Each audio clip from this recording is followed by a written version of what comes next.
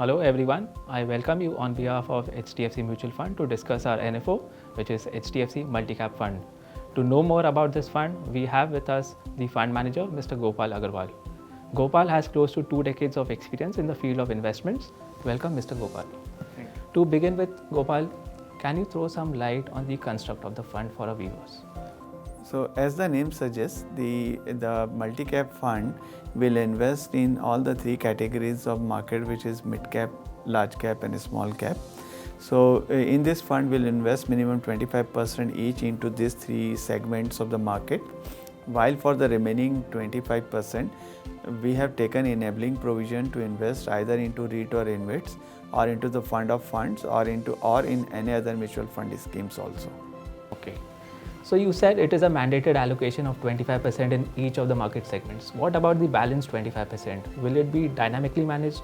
And are there any factors that you will look at basis which you will change the allocation? And how frequently will you change the balance 25% allocation? Sure. So the 25% excess allocation which is being given at the discretion of fund manager, I will certainly look at the opportunity which is available in the market based on individual businesses which will be available at given point of time. Apart from this, certain macro factors also helps to rotate this money either between large cap, mid cap or small cap. Generally in the past we have seen whenever you have the favorable macroeconomic environment in terms of interest rate, liquidity and credit cost, which is really benign, then in that scenario generally the mid cap and small caps tends to outperform, and in the vice versa scenario the money generally moves towards the safety. That is why the large cap tends to outperform.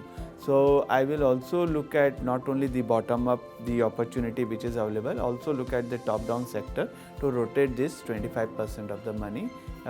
And this journey is a very long journey, So at various point of time we'll see, how where the opportunity lies. But at this juncture where we stand today, I feel that remaining 25% is likely to be allocated more between large cap and small cap. What about the investment strategy in terms of stock picking, your style? As we know, there is value, growth. So what will be your style in this fund? So very clearly, I don't have any bias towards the investment strategy. My objective is to generate consistent return with lesser volatility. So in this mandate, I really try to bucket my investment stock selection into three buckets. One is the growth, second is the value investing, and third is the distressed stock. So what we have seen, let's say any company which is growing consistently equal to or above the nominal GDP growth rate of the economy tends to create a very high return. So my yardstick would be improving consistent growth and expansion in ROE for a growth company. While in value investing, definitely I will always look at the valuation and the growth trigger, because value remains value until there is a growth. So I really try to figure out what are the near term growth triggers are there. So that's how the some money will go there. And then distress investing is always at given point of time your changes in macroeconomic environment gives you opportunities. So for example, in this pandemic we have seen, because of lockdown and travel restriction and all, the services sector, let's say the hotel industry, tourism industry, like your shopping malls, all were under distress. So at a given point of time, that were bought in my existing portfolio to generate return as soon as the situation normalizes. So what is your view on the small cap segment? Given the recent rally, what makes you bullish? How do you view this space in terms of investment opportunities? Sure. So generally speaking, as I told in my opening remark, this market small cap segment generally does well when you have benign credit cost scenario, liquidity and interest rate. And my view is that India is in a very good position. If you take medium-term view, near-term, I would say the interest rates have bottomed. It may really likely to go up. Liquidity, which was abundance, is now normalizing. But what I feel, it will not lead to a significantly worsening scenario. It will normalize, okay. But so the point here is we are seeing the deleveraging of the Indian corporates have already happened. The debt equity ratio has fallen from 0.99 to 0.71 by the end of the second quarterly result. And in India, what is happening because of various measures taken by the government, like we are seeing GST collections are improving, right? In many sectors, let's say PLI schemes have been offered in 13 sectors with close to 2 lakh crores of allocation. So I feel that there is a lot of impetus to make in India a manufacturing sector, and also India is coming out as a sourcing hub, apart from China. So that's a great opportunity which is available, and in the near quarterly results which we are seeing, the corporate profitability is a decadal high, and we have closed this quarter, close to 197 EPS for Nifty companies, okay. So which is very strong. So I feel small cap are likely to do well, okay. And there can be cherry picking in manufacturing sector, or substitution sector. Even auto industries have not done well in the recent past because of chip shortage and the lockdown impact and all. So I think whenever these things will normalize, it will give another impetus to economy and GDP growth. So there are many funds in this multi-cap category, and we've also seen few launches in the recent past. How is our fund different? See, very clearly, I won't say that we'll be doing various very differently than what others are doing. It will be very clearly the function of stock selection and rotation between the three categories, which is very important.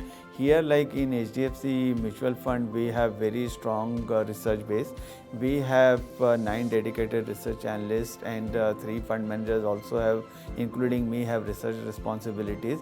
So we have over 400 companies under our coverage, and we cover almost 85% of the market cap. So that will really, give us, I would say some advantage in terms of stock selection process, and definitely combination of macro and micro, may help to generate good return for our investors. Thanks, Gopal. I have a few questions on macro side of it. So with the recent rally in equity, sharp rally over the last year and a half, one question at the back of mind of every investor is whether equity valuations are too stretched at this point in time, and whether this is indeed the right time to invest in equities. So certainly at this juncture of close to 18,000 Nifty level, I will say that market is close to at fair valuation for a near term perspective. But the good part is that we are in a high growth environment in terms of consistent GDP growth rate, which is as predicted by many brokerages and IMF and World Bank, that in CY22 India may have close to over 8% GDP growth rate, and followed by close to 7% in CY23, and also market cap to GDP, if you look at on CY23 basis, is close to 91%. So and between 2015 to 2021, we have seen that market has ranged between 60 to 100%, barring the pandemic period.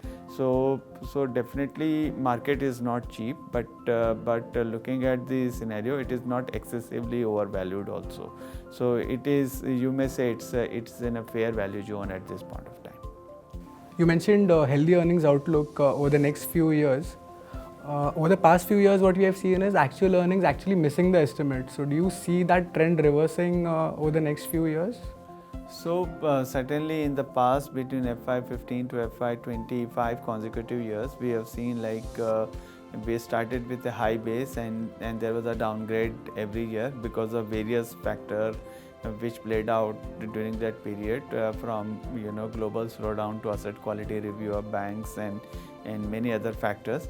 And while for the first time we are seeing now the brokerages and all are upgrading their earning estimate, and though I will not take FY21, though it has really surprised, but what happened because of pandemic, you had various expectation during the year actually. So that is an aberration. But for FY22 and FY23, we are seeing there are upgrades in the earning actually, and there is an expectation that between, let's say, from FY21 to FY20, in the last 10 years, we have seen the corporate India's earning growth was 70%, but starting from FY21 to FY24, we may likely have 73% earning growth. So definitely very strong earning growth trajectory is expected in the next 2-3 years. And apart from this, what has happened, we are seeing many positives in India at this juncture, right? What's happening? Our macro stability is there in terms of forex reserve, which is very solid. Last 2 consecutive years, we have seen over 100 or close to $100 billion of FII money from various sources, from FDI to to banking capital, and everything has poured into India. So which is much higher than the historical past. So because of this, our forex reserves is in a very comfortable position. We have import cover of over 14 to 15 months actually, and so there is not a major risk actually. Apart from that, there is a talk that India can be included into JP Morgan Global Bond Index. If that happens, it will also lead to some capital flows into country, so which will help to keep interest rate scenario very comfortable as the time passes. Like you said, Nifty 50 earnings growth over the next 3 years, rather from FY21 to FY24, is expected to be close to 70% on an absolute basis. Which sectors do you think will drive this earnings growth, or what trends do you see shaping this earnings growth in the next few years? So the consumer discretionary sector, which includes auto, is likely to do well. That is the expectation we are seeing in the street, and various brokerages estimates are upwards of close to 40% CAGR earning growth estimates are there for the consumer discretionary sector. Then followed by that, we may have material sector can do very well, and then in the banking and financial space, earning growths are likely to be good because the moderation in credit costs. So these 3 large sectors of the economy are likely to lead the earning growth in the next 2.5 years. Thanks, Gopal. Any concluding remarks from your end to summarize your approach in this fund, HDFC Multi-Cap Fund? So this multi-cap fund, certainly my approach is more bottom-up current, and will try to allocate between the growth, value and distress opportunity available in the market. And as the name suggests, the straitjacketing of asset allocation between large, mid and small is really, I believe, if you take medium to long term, this is a good strategy for a common investor to create wealth in Indian economic growth and participate into this journey. Thanks, Gopal, for your valuable insights. We hope it has provided our investors and partners with more clarity on the NFO and the equity market outlook going forward. Thank you. Thank you. Mutual fund investments are subject to market risks. Read all scheme-related documents carefully.